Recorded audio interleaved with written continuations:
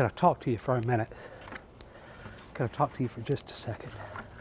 Party time. Pow. There we go. Here's what we're doing in the front yard. Right now I got 3 rows. I might do a 4th row. I don't know yet. I'm going to plant broccoli right here, but I'm waiting for those to mature a little bit more. It's the same thing I did with these collard greens. I let them kind of grow up a little bit. I put them in pots and just let them mature. I got those in the ground over the weekend. They're looking really, really good. A friend of mine has a sawmill, so I went and got some of his shavings to help control moisture. This front yard gets really, really boggy when it rains. I'm hoping that those shavings will soak up some of that water, help control some weeds. You know, what I was doing was nothing, and nothing wasn't working. So I figured I would try something. There's a bunch of collard greens in those 2 rows. I think there's 37 plants in those 2 rows. And I've got collard greens all over the garden.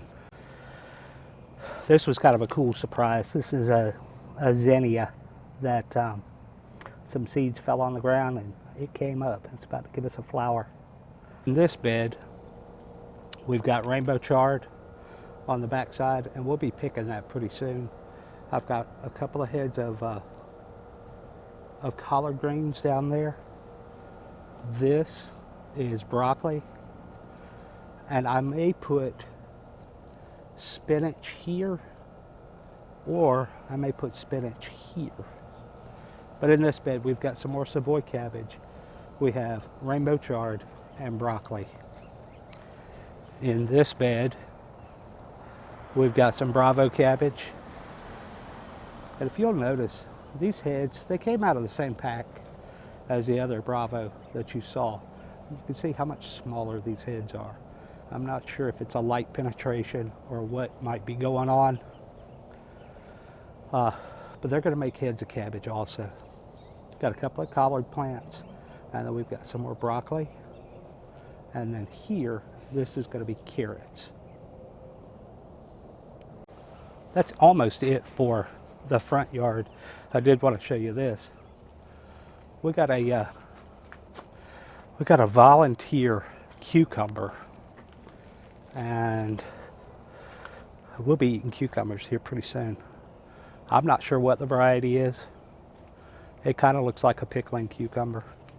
And then this is a volunteer sweet potato. Small pepper patch here. We are making Carolina Reapers. This here, that is turmeric, and there's a lot of it. And then on the back side of it, that's ginger.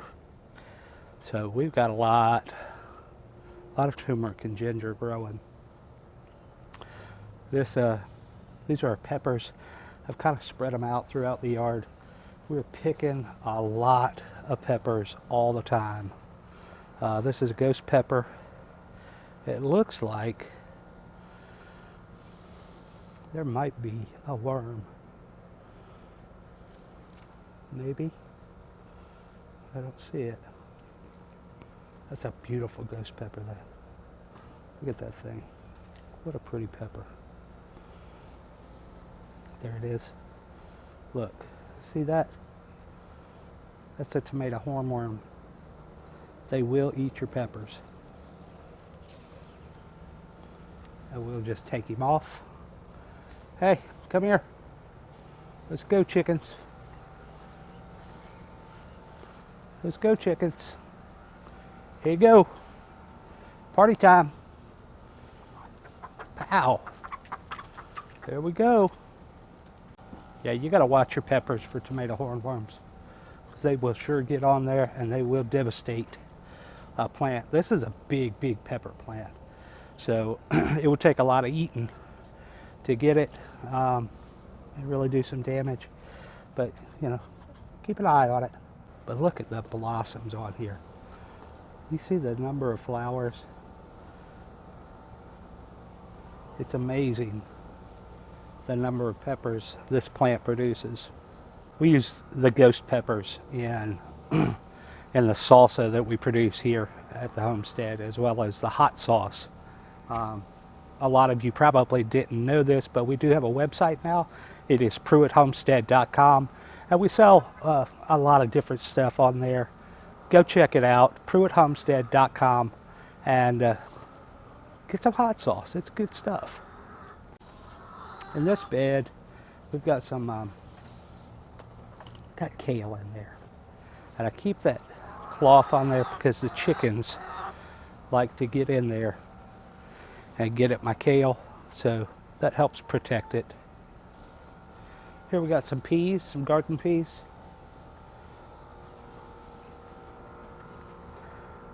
We're hoping to have some fresh peas for the fall.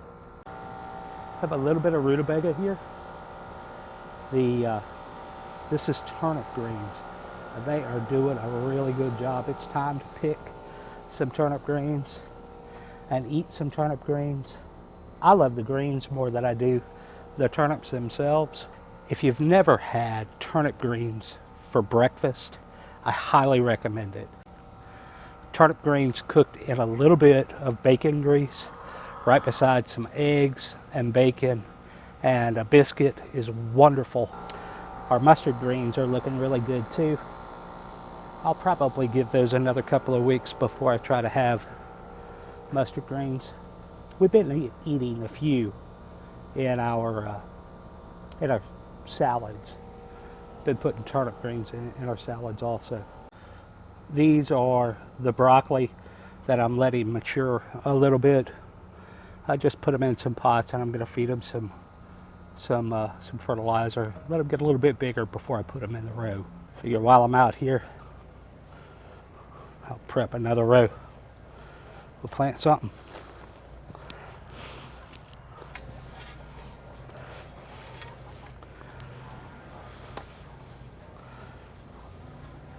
Y'all ain't never seen a broad fork like this, I promise you. I have a neighbor who's a fabricator, and I showed him a broad fork, and he said, I can make that. I said, well, make it. Go for it. He did.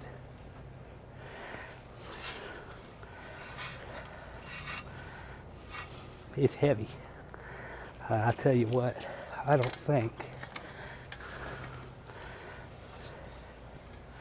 it will ever die. I don't think you could tear it up if you wanted to.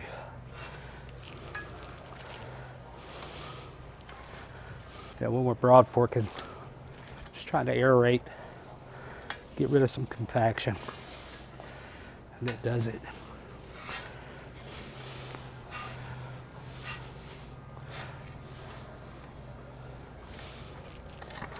What an awesome broad fork. I mean, awesome.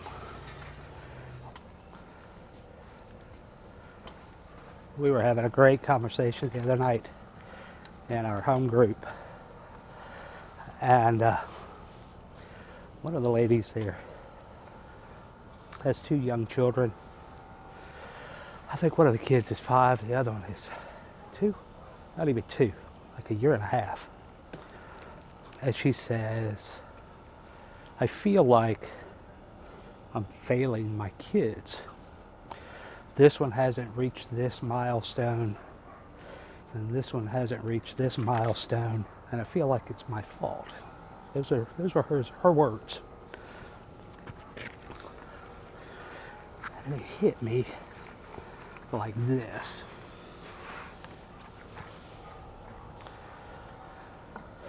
We have a system, an education system, that has created these milestones, right? We have a government that has created these milestones for us. You know, your kid should be writing their name by this date, being able to read X number of words by this date, so on and so forth. And so what hit me is We're in a really pivotal moment in America where we need to be taking a close look at that government that is creating these milestones, because we have to remember those milestones were created for a workforce, right? The government said we need a workforce that can accomplish this set of tasks, right? We need a labor group that can do these tasks. And so they set up an education system to accomplish that. Can I talk to you for a minute? Can I talk to you for just a second?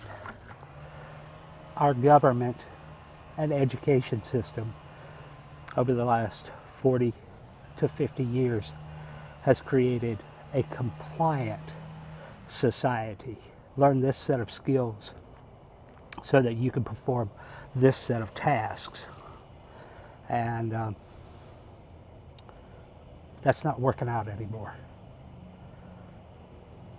It's not working out for our kids anymore. It's not making successful kids, it's making compliant kids. Our children in the public school system are being indoctrinated. If you're in that situation where you're questioning how your children are doing based on the criteria that's been set by those people, them, change your mindset and take a look at what your family's needs are, and take a look at the skill sets that your child is going to need in the years to come. What skills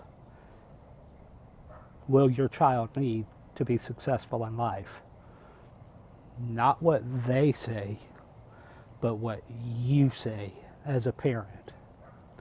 It's time for us to take control of our children, because we have gone too long allowing them to control our children and them to control our households.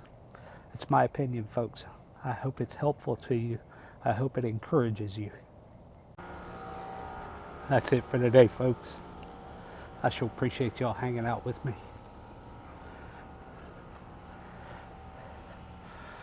I'm gonna plant something right there. Y'all take care of your kids. We'll be praying for you. Keep our family in your prayers.